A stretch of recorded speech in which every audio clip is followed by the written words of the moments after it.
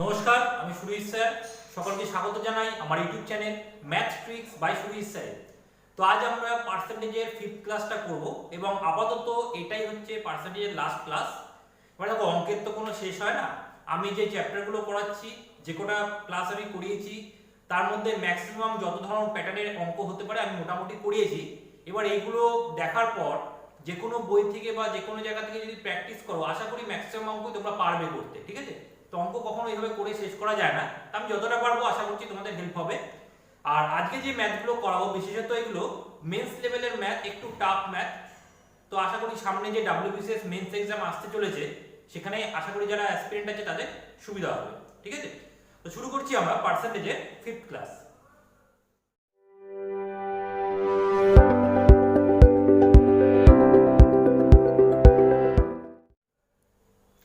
তো দেখো, 5th ক্লাসের ফার্স্ট ম্যাথটা, তো ম্যাথটা দেখো কি বলেছে। বলছি in an exam pass percentage is 73.2%। তাহলে এক নম্বর ম্যাথটা কি বলছে, একটা এক্সামে পাস পার্সেন্টেজ কত, 73.2%। ঠিক আছে? বলছে find the minimum number of students appeared in that exam. তাহলে ওই পরীক্ষায় মিনিমাম কতজন এক্সাম দিয়েছিল। তো আমাদের পাস পার্সেন্টেজ কত, 73.2। তাহলে ফেলের পার্সেন্টেজ কি হবে, 100 থেকে এটাকে মাইনাস করে দেবো, কত আসছে, 26.8%।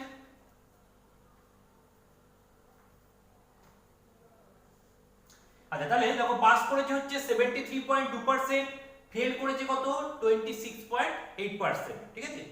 এবার আমরা জানি টোটাল, মানে টোটাল যে ক্যান্ডিডেট আছে সমান সমান হচ্ছে পাস প্লাস ফেল। টোটাল ক্যান্ডিডেটটা কি, পাস প্লাস ফেল। তো আমরা কি করবো, এখানে পাস আর ফেলের মধ্যে একটা রেশিও ক্যালকুলেট করে নেবো। আচ্ছা, রেশিও কেন করবো, কারণ আমাদের কোশ্চেনটা বলেছিল find the minimum number of candidates appeared in that exam. আচ্ছা, রেশিও কেন করছি, দেখো রেশিও করলে কি হয়, রেশিওতে যে ফ্র্যাকশনে যে ভ্যালুগুলো থাকে সেগুলো কেটে রেশিওতে দেখবে সবসময় পূর্ণ সংখ্যায় আসে। মানে পাশের সংখ্যাটাও পূর্ণ সংখ্যায় থাকবে, ফেলের সংখ্যাটাও পূর্ণ সংখ্যা থাকবে। ঠিক আছে? আর রেশিও করলে ম্যাক্সিমাম যত সংখ্যা দিয়ে কাটা যেতে পারে সেগুলি দিয়ে কেটে একদম ছোট ভ্যালুতে আসে, মিনিমাইজ হয়ে যায় ভ্যালুটা। তো রেশিও করলেই আমরা একদম মিনিমাম ভ্যালুটায় যেতে পারবো, আর কোনো ভ্যালু ফ্র্যাকশনে আসবে না। পাশের সংখ্যা বা ফেলের সংখ্যা কি হবে, ফ্র্যাকশনে আসবে না। কারণ জানি নাম্বার অফ স্টুডেন্ট কি হয়, কখনো ফ্র্যাকশন হয় না। তো ওই জন্য আমরা কি করব, রেশিও ক্যালকুলেট করব। তো দেখো পাশের পার্সেন্টেজটা আমাদের কত ছিল, 73.2, আর ফেলের পার্সেন্টেজ কত ছিল, 26.8। সিম্পল রেশিও করে দেবো। রেশিও করলে কেটে কুটে একদম মিনিমাইজ ভ্যালুতে চলে আসবে, আর সেটা কি ফ্র্যাকশনে থাকবে না টোটালটা। তো এখানে দেখো পয়েন্ট তুলে দিচ্ছি, সিঙ্গেল ডেসিমেলে আছে, 4 দিয়ে ভাগ যায়, 4 দিয়ে গেলে 4 × 4 এটা 32। তাহলে 4 দিয়ে গেলে কত, 183 হচ্ছে। আর যেটা 4 দিয়ে গেলে 4 × 6 = 24। আচ্ছা, 4 দিয়ে গেলে কত, 183, আর এটা 4 দিয়ে গেলে 67। আচ্ছা দেখো, আর কি কাটছে ভ্যালুটা, কাটছে না, কারণ এটা প্রাইম নাম্বার। এবার দেখো তাহলে মিনিমাম কজন পাস করেছে, 183 জন।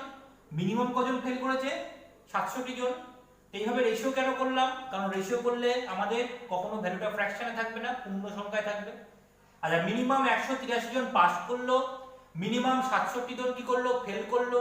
তাহলে টোটাল মিনিমাম কজন পরীক্ষা দিয়েছিল, কি করব, এই পুরো পার্টটা অ্যাড করে দেবো। তাহলে অ্যাড করলে আমাদের কত আসছে টোটালটা, তাহলে অ্যাড করলে ভ্যালুটা আসছে 250। তাহলে কি হলো অ্যানসার আমাদের, তাহলে মিনিমাম 250 জন এক্সামিন কি হয়েছে, পরীক্ষা দিয়েছিল। ঠিক আছে? এই হলো ফার্স্ট ম্যাথটা গেল। আচ্ছা, নেক্সট এবার আসছি আমরা পরের ম্যাথটা। নেক্সট দেখো কোশ্চেন নাম্বার 2। তো কোশ্চেন নাম্বার 2 তে বলছে in an exam A gets 10% less than the minimum of marks required for passing. তাহলে পাস করতে মিনিমাম যতটা মার্কস লাগে এ তার থেকে 10% কম পায়। তারপরে বলছে B obtains 11 and 1/9% less marks than A. B আছে এ এর থেকে, মানে এ যতটা মার্কস পেয়েছে, B বি তার থেকে 11.1/9% নম্বর কি পাচ্ছে, কম পাচ্ছে। বলছি and C 41 and 3/17% less marks than the marks obtained by A and B together। আচ্ছা A আর B একসাথে যা নাম্বার পায়, C সেই টোটালটার থেকে 41.3/17 অংশ কম পায়, ঠিক আছে, সরি 3/17% কম পায়। বলছে does she pass or fail, মানে সি পাস করবে না ফেল করবে, এটাই আমাদের আইডেন্টিফাই করতে হবে। তো সিম্পল ব্যাপার, পাস করবে না ফেল করবে, তাহলে পাস মার্কসটাকে আমাদের মার্জিন হিসেবে ধরতে হবে। সি যদি পাস মার্কসটাই পায় বা তার থেকে বেশি পায় তার মানে পাস করেছে, আর যদি পাস মার্কসের মার্জিন থেকে কম পায় তাহলে ফেল করেছে। তো স্টার্টিংটা দেখো কি করেছিল, এ পাচ্ছে 10%, পাস মার্কসের তুলনায় 10% কম, তাহলে পাস মার্কস দিয়ে তুলনা করেছে। তো আমরা স্টার্টিংটা কিভাবে করব, কিভাবে করলে ক্যালকুলেশন ইজি হবে, আমি পাস মার্কসটাকে ধরে নিচ্ছি,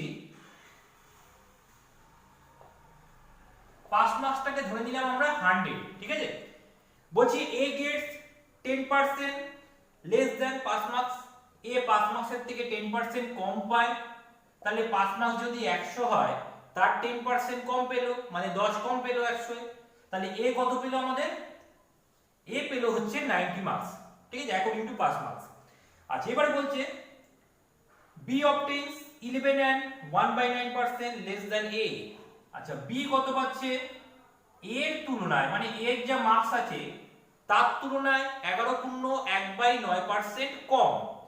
আচ্ছা 11.1/9টাকে আমরা একটু ভেঙে নিই, তাহলে ক্যালকুলেট করতে সুবিধা হবে।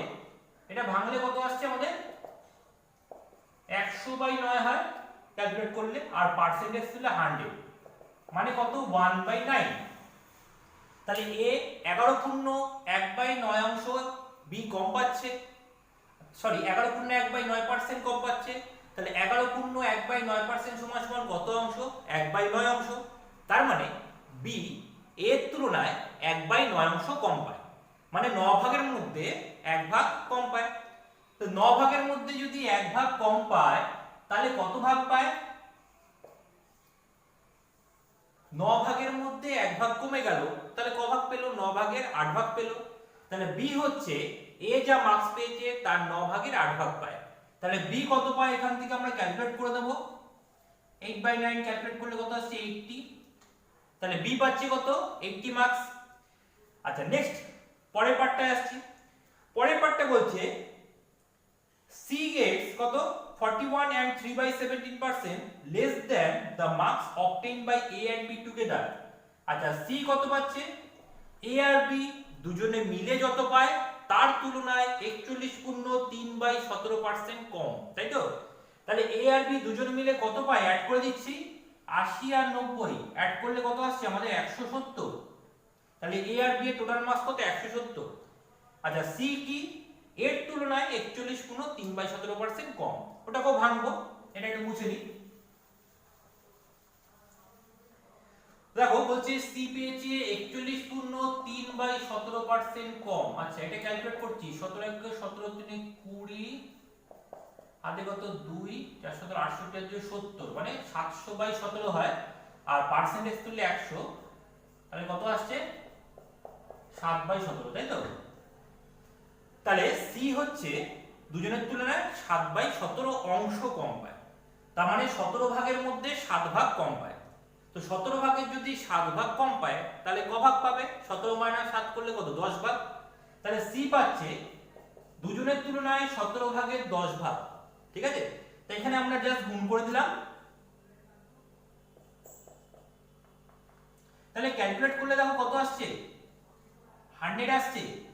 তাহলে সি পেল কত 100, পাস মার্কসটা ছিল 100, এ পেয়েছিল কত 90, তার মানে এ ফেল করেছে, বি পেয়েছিল 80, তার মানে বি ও ফেল করেছে, সি পেয়েছে কত 100, মানে এক্সাক্ট মার্জিনাল নাম্বার, তাহলে সি কি করলো টায় টায় পাস করে গেল, তার মানে সি কি হবে, সি অবশ্যই টায় টায় পাস করে যাবে। বোঝা গেল ব্যাপারটা, একদম ইজি ভাবে ব্যাপারটা ভাবতে হবে, বড় বড় পার্সেন্টেজ দেখে ঘাবড়ালে হবে না, একদম ইজি ভাবে ভাববো, ইজিলি ক্যালকুলেশন করা যায়, ঠিক আছে। আচ্ছা এবার আমি যাচ্ছি নেক্সট ম্যাথ। আচ্ছা এবার আমি শুরু করছি কোশ্চেন নাম্বার 3। আচ্ছা তার আগে বলে দিই ভিডিওটি কেমন লাগছে অবশ্যই কমেন্ট করে জানাবে, ভালো লাগলে অবশ্যই লাইক করো, বন্ধুদের সাথে শেয়ার করো, এবং যারা যে নতুন আছো তারা যদি ভিডিওটা ভালো লাগে অবশ্যই চ্যানেলটিকে সাবস্ক্রাইব করে নিও এবং বেল আইকনে ক্লিক করে অল নোটিফিকেশন অন করে দিও। এতে কি হবে, আমি যে পরের ভিডিওগুলো পরপর আমি আপলোড করব সেগুলো তোমাদের কাছে নোটিফিকেশন পৌঁছে যাবে। ঠিক আছে, আচ্ছা শুরু করছি তাহলে কোশ্চেন নাম্বার 3 দিয়ে। তো বলছি দেখো যে 10% of the electorate did not cast their vote in an election। তাহলে ইলেকশনে আচ্ছা বিটুইন টু ক্যান্ডিডেটস, তাহলে দুজনের মধ্যে ইলেকশন হচ্ছে, তাহলে দুজন ক্যান্ডিডেটের মধ্যে ইলেকশন হচ্ছে, যা টোটাল আমাদের ইলেক্টোরেট ছিল, যা লিস্ট করা ছিল তার 10% ভোট দিতে আসেনি। ঠিক আছে, আচ্ছা বলছি 10% অফ দ্য ভোট পোল্ড, মানে যতগুলো ভোট পড়লো আমাদের, যতগুলো ভোট দেওয়া হলো তার মধ্যে তো কিছু ভোট বাতিল হয়, তো সেটা বলছে 10% বাতিল হয়ে গেছে, মানে যতগুলো ভোট পড়লো তার 10% বাতিল হয়ে গেল। ঠিক আছে, ইনভ্যালিড। তাহলে তারপরে যেগুলো পড়ে থাকছে সেগুলোই ভ্যালিড, এবং সেগুলো থেকে কিছু ব্যক্তি যে জিতবে সে পাবে আর কিছু যে হারবে সে পাবে, তাদের মধ্যে একটা পার্সেন্টেজ তৈরি হবে। ঠিক আছে, তো তাদের মধ্যে যে পার্সেন্টেজটা হবে সেটা কি, এই যে ইনভ্যালিড ভোটটা বাদ দেওয়ার পরে যে ভ্যালিড ভোট পড়ে থাকলো তার উপরেই পার্সেন্টেজটা হবে। তো বলছে the successful candidate got 52% of the valid votes। তাহলে যে সাকসেসফুল মানে যে উইনার, সে ভ্যালিড ভোটের 52% পেল and won by a majority of 1620 vote, এবং 1620 ভোটে জিতলো। ঠিক আছে, তো find the total number of enlisted votes. আচ্ছা প্রথমে আমরা দেখি ভ্যালিড ভোটের ক্ষেত্রে পার্সেন্টেজটা কি বলেছে। ভ্যালিড ভোটের ক্ষেত্রে যে উইনার হলো সে পেল কত, ভ্যালিড ভোটের 52%। তাহলে যে লুজার হবে কত পাবে, 52 মানে 100 থেকে বাদ দিলাম 52, তাহলে লুজার পাচ্ছে কত, 48%। তাহলে এই দুটোর মধ্যে কতটা গ্যাপ আছে দেখো তো, 4% এর গ্যাপ আছে। তার মানে উইনার লুজারের থেকে কি হচ্ছে, 4% ভোট বেশি পায়। আর এখানে মেজরিটি মানে ভোটের ডিফারেন্সটা কত পড়েছে, 1620। তার মানে এই গ্যাপটাই কত, 1620।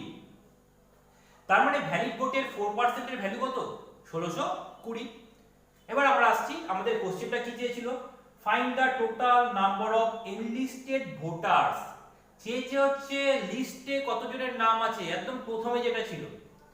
তো আমি এখানে এক্স ধরছি, এক্স ধরলে বড় হবে না, এক লাইনের অঙ্কটা হয়ে যাবে, বোঝার জন্য এক্স ধরছি। তো আমি ধরলাম লিস্টে নাম ছিল এক্স জনের, তার মধ্যে 10% ভোট দিল না, তাহলে কত পার্সেন্ট ভোট দিল, 90%।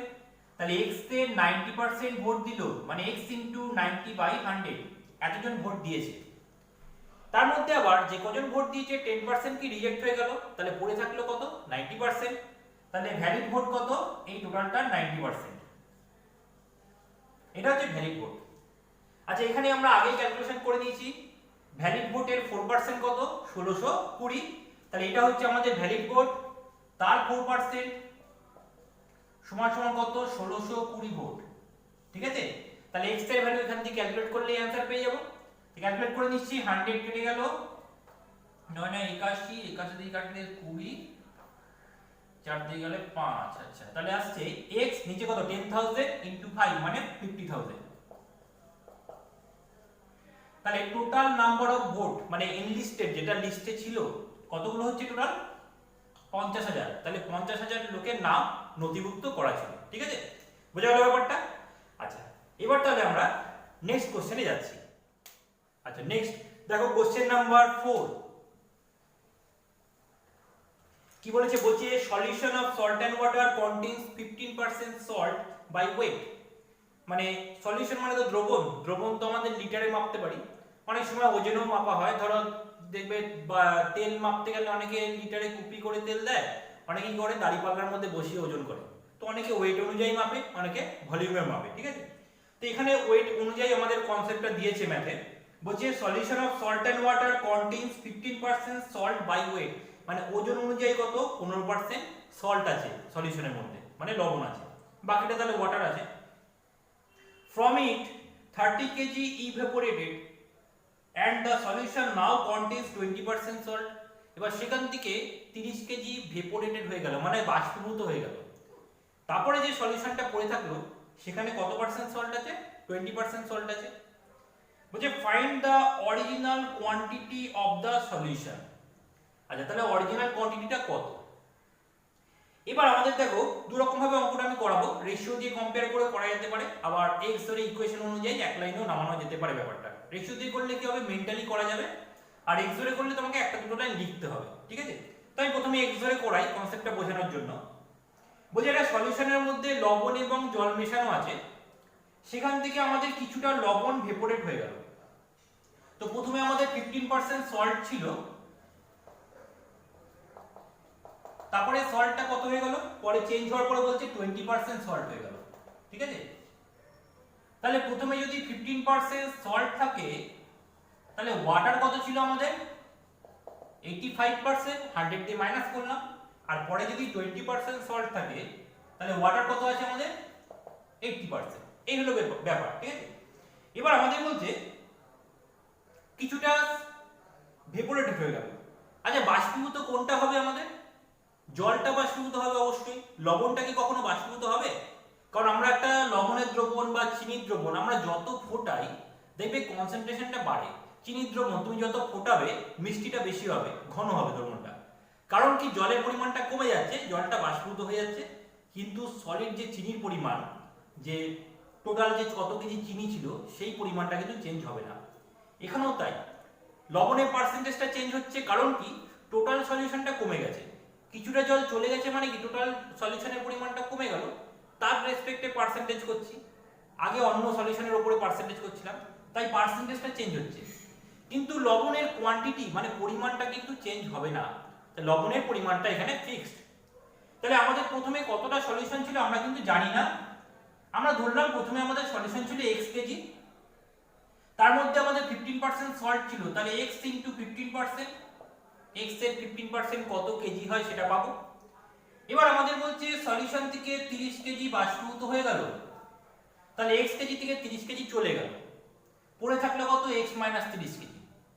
তার মধ্যে লবণ আছে কত 20%, তাহলে এটার সাথে ইনটু 20%, তাহলে এই এতটা 20% যত কেজি হয় তত কেজি লবণ পাওয়া যাবে। এবার একটা জিনিস ভাবো, জলটা বাষ্পীভূত হবে, লবণটা বাষ্পীভূত হবে না, তার মানে লবণের পার্সেন্টেজ আলাদা হতে পারে কিন্তু পরিমাণটা কিন্তু সমান। তো আমি যখন x এর 15% বের করছি, কত কেজি লবণ সেটা বেরাচ্ছে, এখানেও তাই, কত কেজি লবণ সেটা বেরাচ্ছে। দুটো ক্ষেত্রেই লবণের পরিমাণ ক্যালকুলেট করা হয়েছে, এই দুটো কি হবে, ইকুয়াল হবে। তো আমরা কি করলাম, জাস্ট এটাকে ইকুয়াল করে দিলাম, ক্যালকুলেট করে দিচ্ছি। পার্সেন্টেজ কাটছে, 5 দিয়ে কাটলে 4, 5 দিয়ে কাটলে 3, তাহলে 3x, এটা কত 4x মাইনাস 120, তাহলে ক্যালকুলেশন করলে x সমান কত আসছে 120। তাহলে x মানে কি, সলিউশনটা কতটা ছিল, তাহলে অ্যানসার কত আমাদের 120 কেজি সলিউশন ছিল, ঠিক আছে? এটা হচ্ছে x ধরে করলাম। আর যেটাকে আমরা এবার নরমাল রেশিও দিয়ে একটু কম্পেয়ার করি। দেখো সিম্পল এখানে রেশিও দিয়ে করব আমরা। লবণের পরিমাণটা রেশিও অনুযায়ী পার্সেন্টেজে বাড়ছে, তাই তো? লবণের পরিমাণ কেন বাড়ছে, কারণ টোটাল থেকে জলটা কমে গেল বা সলিউশনটা কমে গেল। আগে যেই পরিমাণের উপর বেস করে পার্সেন্টেজ করছিল, এখন কম পরিমাণের উপর বেস করছে।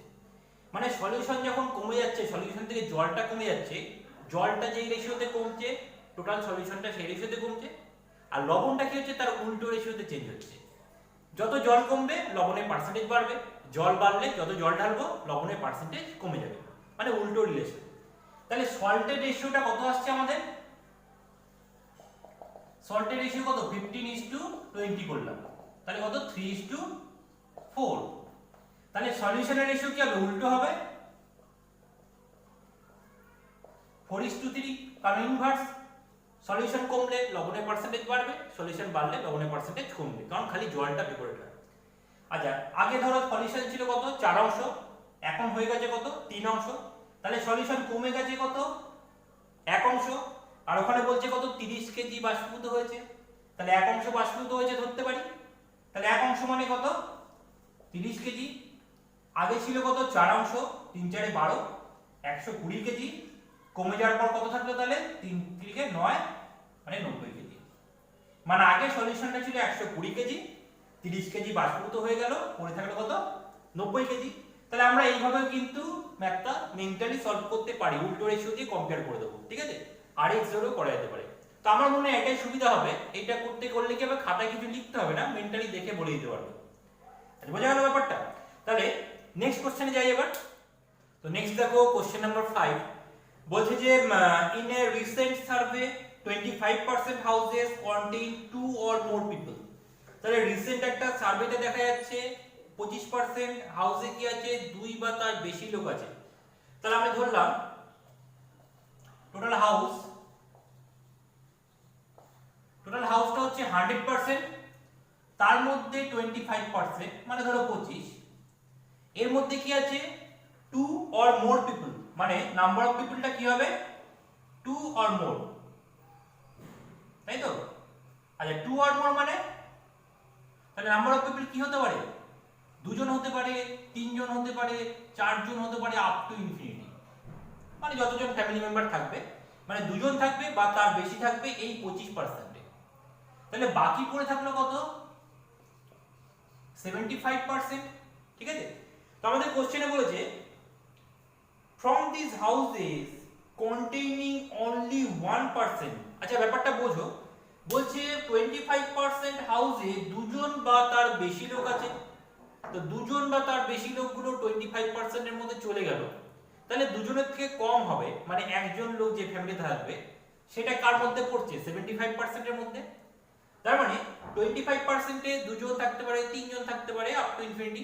তাহলে বাকিগুলোতে কি 2 জনের থেকে কম থাকবে, তার মানে 75% হাউসে একজন ব্যক্তি থাকবে। এবার সেটা মেলও হতে পারে, সেটা ফিমেলও হতে পারে।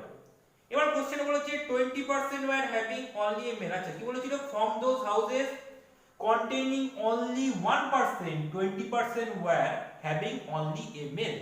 তাহলে যেটায় শুধু একজন ব্যক্তি থাকে তার 20% এ শুধু মেল আছে। তাহলে এটার 20% এ শুধু মেল আছে, তাহলে 75 এর 20% কত, 20% মানে 1/5, 5 দিয়ে ভাগ করলে কত 15। তাহলে বাকিটাই কি আছে, ফিমেল আছে। তাহলে বাকিটা কত আসবে, 75 এর মধ্যে 15 যদি মেল হয়, বাকি 60 কত ফিমেল।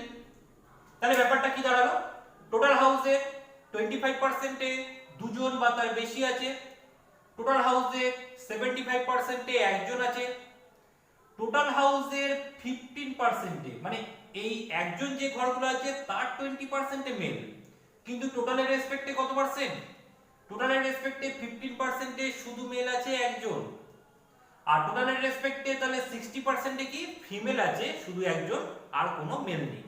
তার আমাদের কোশ্চেনটা বলেছিল what is the percentage of all the houses which contain exactly one female and no male। তাহলে টোটাল হাউসের কত পার্সেন্ট ঘরে একজনই ফিমেল আছে, কোনো মেল নেই। তা আমরা জানি এই হাউসগুলোতে একজন করেই পার্সন আছে, তার মধ্যে শুধু ফিমেল আছে কোনটাতে, 60% এ। তাহলে আমাদের অ্যানসার কত হচ্ছে, তাহলে অ্যানসার হচ্ছে আমাদের 60%। বোঝা গেল ব্যাপারটা? আচ্ছা এবার আমরা যাচ্ছি তাহলে নেক্সট কোশ্চেনে। নেক্সট দেখো কোশ্চেন নাম্বার 6। এখানে বলছে Rajesh solved 80% of the question in an exam correctly. তাহলে একটা এক্সামে 80% কোশ্চেন কারেক্টলি অ্যানসার করেছে। তাহলে কতগুলো অ্যানসার করলো কারেক্টলি, 80%, তার মানে 20% রং অ্যানসার করেছে। এবার কি বলছে, if out of 41 questions solved by Rajesh 37 questions are correct। তাহলে যে 41 খানা কোশ্চেন অ্যানসার করেছিল, টোটাল কোশ্চেন ধরে 41 খানা, 41 খানা যে অ্যানসার করেছে তার মধ্যে রাইট কটা আছে, মানে কারেক্ট কটা করেছে, তার মধ্যে 37 খানা কারেক্ট করেছে, তাহলে বাকি 4টে কি রং।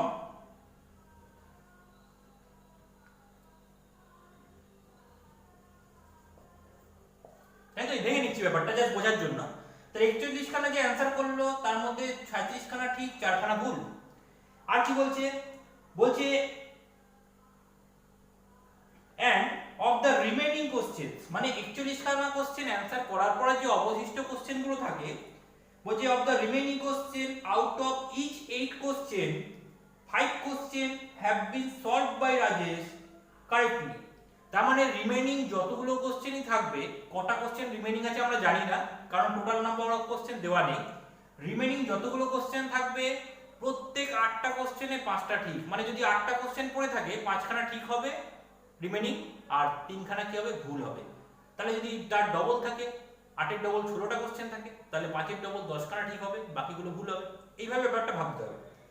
তো বলছে অ্যানসার কি চেয়েছে আমাদের, then find the total number of question asked in that exam.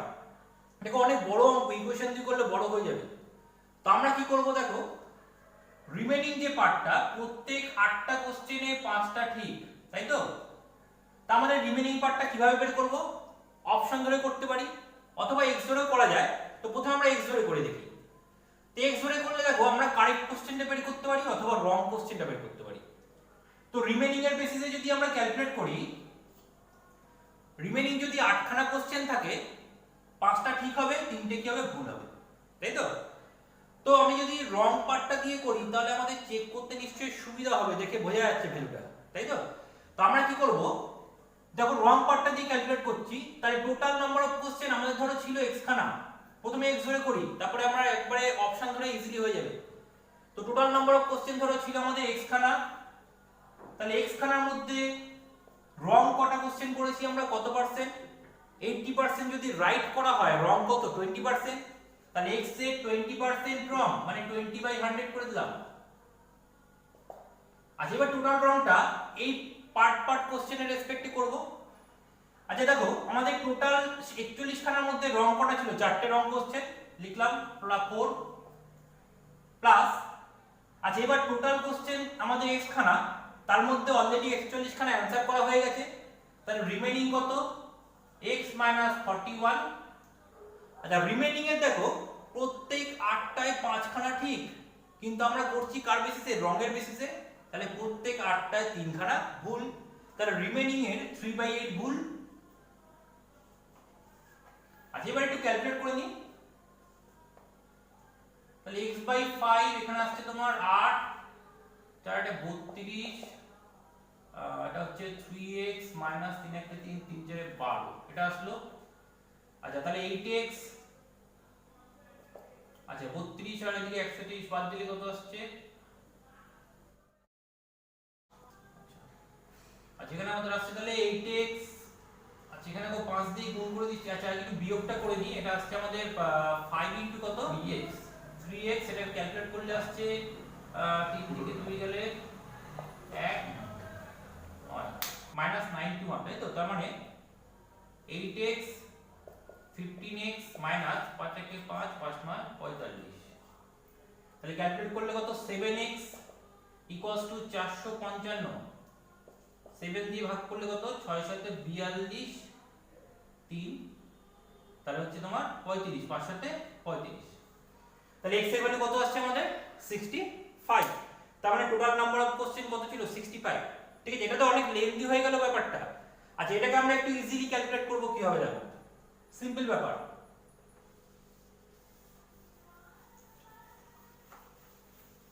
এবার আমরা হচ্ছে অপশনে, তো আমাদের অপশনে কি করে ক্যালকুলেট করব, অপশনে আমাদের টোটাল নাম্বার অফ কোশ্চেনটা অ্যানসার চেয়েছে, তো আমাদের অ্যানসারে কিন্তু টোটাল নাম্বার অফ কোশ্চেন দেওয়া আছে, ঠিক আছে? তো আমাদের দেখো প্রথমে টোটাল নাম্বার অফ কোশ্চেন থেকে কিন্তু আমাদের 41 খানা কোশ্চেন অ্যানসার করা হয়ে গেছে। তাহলে টোটাল নাম্বার অফ কোশ্চেন ধরো যদি অপশন এ অনুযায়ী হয়, তাহলে সেখান থেকে আমাদের 75, অপশন এ তে কত আছে আমাদের, অপশন এ তে আছে 75, সেখান থেকে আমাদের কি করলাম, প্রথমে 41 খানা অ্যানসার করা হয়ে গেছে, বাদ দিয়ে দিলাম, বাদ দিলে কত আসছে, ঠিক আছে? তাহলে বাদ দিলে আসছে 34 খানা। এবার দেখো আমাদের যদি 8খানা কোশ্চেন বাকি থাকে, তাহলে তার মধ্যে 5টা ঠিক হবে, 3টে ভুল হবে। তার মানে নাম্বার অফ কোশ্চেনটা কি 8 এর মাল্টিপল, মানে 8খানা কোশ্চেন বাকি না থাকতে পারে, তার ডবলও থাকতে পারে, 3 গুণও থাকতে পারে, 4 গুণও থাকতে পারে। আচ্ছা ব্যাপারটা 8 এর মাল্টিপল কেন বলছি, কারণ নাম্বার অফ কোশ্চেনটা কখনো ফ্র্যাকশন হবে না, কারণ নাম্বার অফ কোশ্চেন মানে একটা হতে পারে, দুটো হতে পারে, 1.5খানা কোশ্চেন, 2.5খানা কোশ্চেন, এরকম তো হবে না। তো রিমেনিং যে কোশ্চেন থাকবে সেটা অবশ্যই 8 দিয়ে ভাগ যেতে হবে, কারণ 8 ভাগের মধ্যে 5 ভাগ তোমার ঠিক করেছে, 8 ভাগের মধ্যে 3 ভাগ ঠিক করেছে, তো রিমেনিং কোশ্চেনটা অবশ্যই 8 দিয়ে ভাগ যেতে হবে। তো রিমেনিং কোশ্চেন আমাদের 34, এটা কি 8 দিয়ে ভাগ যায় পুরোপুরি? যায় না, তাহলে কি আমাদের অ্যানসারটা কি হবে 75 কিন্তু হবে না, ঠিক আছে? আজ এবার আমরা অপশন বি তে যাচ্ছি। অপশন বি তে টোটাল নাম্বার অফ কোশ্চেন কত 65 বলেছে, তার মধ্যে অলরেডি আমাদের 41 খানা কাউন্টিং করে নিয়েছে প্রথমে। তো রিমেইনিং কোশ্চেন কত ক্যালকুলেট করলে আসছে আমাদের 24। একই নিয়ম, এবার 8 এর মধ্যে 5টা ঠিক, 8 এর মধ্যে 3টে ঠিক, তাহলে এটা 8 দিয়ে ডিভিজিবল কিনা দেখবো।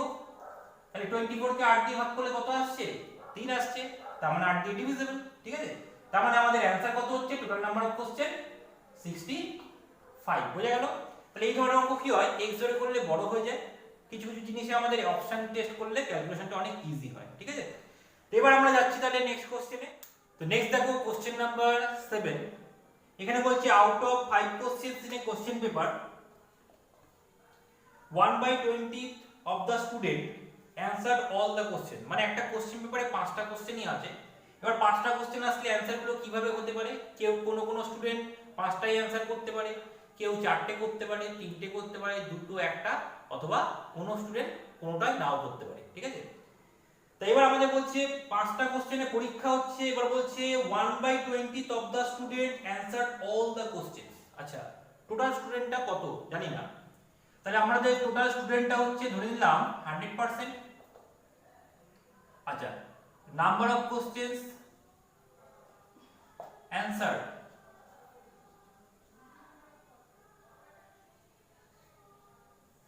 আচ্ছা 5টা কোশ্চেন অ্যানসার করেছে কতজন স্টুডেন্ট 1/20 অফ দ্য স্টুডেন্ট, তাহলে 100 এর 1/20 কত হচ্ছে 5%। ঠিক আছে, বলছে and 1/20 নান, মানে 1/20 তে একটাও অ্যানসার করেনি, মানে 0 খানা কোশ্চেন অ্যানসার করেছে, তাহলে এটাও 1/20, রিমেইনিং কিছু বলা নেই, তার মানে 100 এর 1/20 এটাও তাহলে কত হবে 5ই হবে। এটা আলাদা করে 1/20 না করলেও হয়, মেন্টালি ক্যালকুলেশন করে দেবো। তাহলে আমাদের 5% চলে গেল, তাই তো? এবার কি বলছে অফ দ্য রেস্ট, রেস্ট কত 90%, কারণ 5 5 10 চলে গেছে, 100 থেকে কত থাকছে 90%। অফ দ্য রেস্ট 1/4 অ্যানসার্ড অনলি 4, তাহলে বাকিদের মধ্যে বাকি কত 90%, তার 1/4 অংশ কটা অ্যানসার করছে 4টে, তাহলে 90 এর 1/4 কত আসছে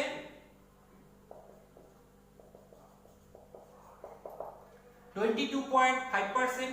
এরা কি করেছে 4টে কোশ্চেন অ্যানসার করেছে। ঠিক আছে, আচ্ছা নেক্সট বলছে and 1/5 অ্যানসার 1 কোশ্চেন। আরে এটা কিন্তু রিমেইনিং এর উপরে বলছে, তাহলে 1/5 মানে রিমেইনিং এর 1/5 কত আসছে 90 এর 1/5 কত 18%। এরা কি করলো একটা কোশ্চেন অ্যানসার করলো। আচ্ছা আর কি বলেছে, আর বলেছে